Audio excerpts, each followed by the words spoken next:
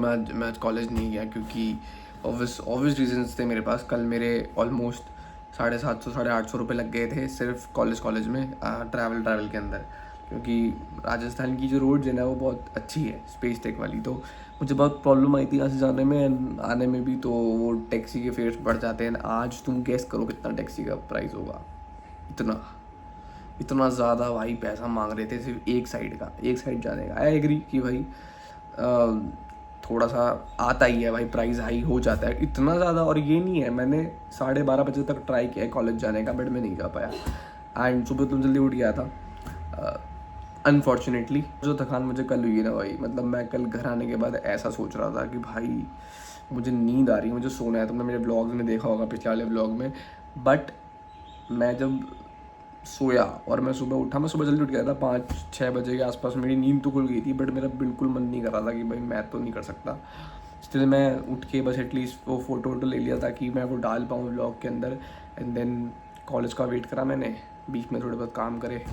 अब मुझे वो चैलेंज कंप्लीट करने के लिए आज दिन निकालना है कैसे ना कैसे करके। वो दो चीज़ें करके, दैट इज़ कम्युनिकेशन एंड क्या बोलते हैं उसको, पुशअप्स में जिम भी नहीं गया। तो आज का दिन ऐसे तो वेस्ट ही जा रहा है मेरा।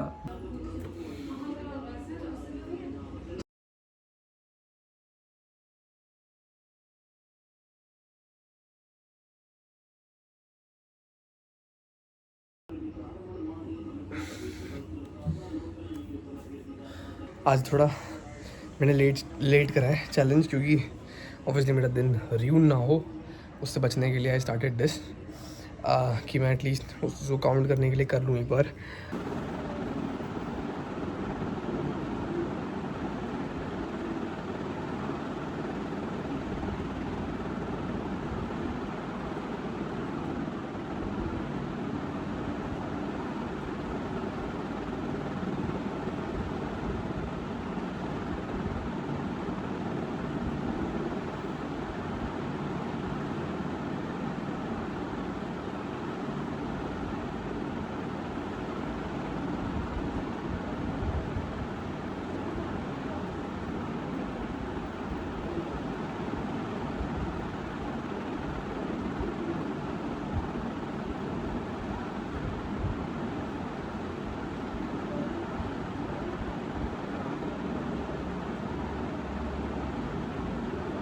This seashells on the seashore. Seashells on the seashore. Seashells on the seashore. Seashells on the seashore.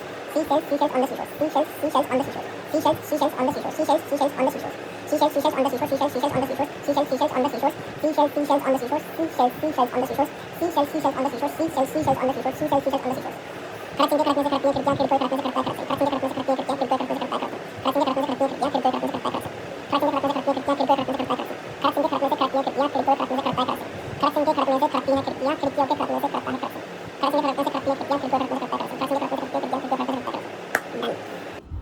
ठीक है भाई, रिजर्वेशन यूजीसी ये सब ठीक है, बढ़िया चीज़ है। मैं कुछ चीज़ों में सपोर्ट करता हूँ गवर्नमेंट को, कुछ चीज़ों में मैं बिल्कुल अगेंस्ट हूँ गवर्नमेंट के। And people can call me anti nationalist कि मैं अपनी कास्ट सपोर्ट नहीं करता, कास्ट सपोर्ट करता हूँ। जो 36 चीज़ें हैं ना वो शुरू कर सकता हूँ मैं।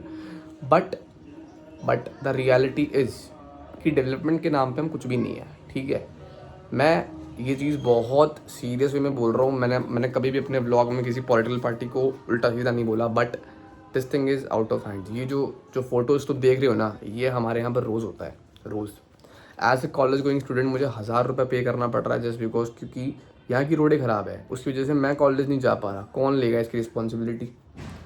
गवर्नमेंट लेगी, स्कूल कॉलेज वाले लेंगे, या हमारे यहाँ की स्टेट गवर्नमेंट लेगी, मेयर लेगा? कौन लेगा? कोई रिस्पॉन्सिबिलिटी लेने को तैयार नहीं है, क्योंकि भाई उसमें तो फटती है ना लोगों की। रिस्पॉन्सिबिलिटी कैसे ले ले? तो क्लियर हो गई कि देश में डेवलपमेंट तो है नहीं, ठीक है। मैं और मेरी फैमिली, मेरी mother is a very nationalist kind of a person. वो अपनी कंट्री से बहुत प्यार करते हैं, वो कभी अपनी कंट्री के अगेंस्ट नहीं बोल सकते।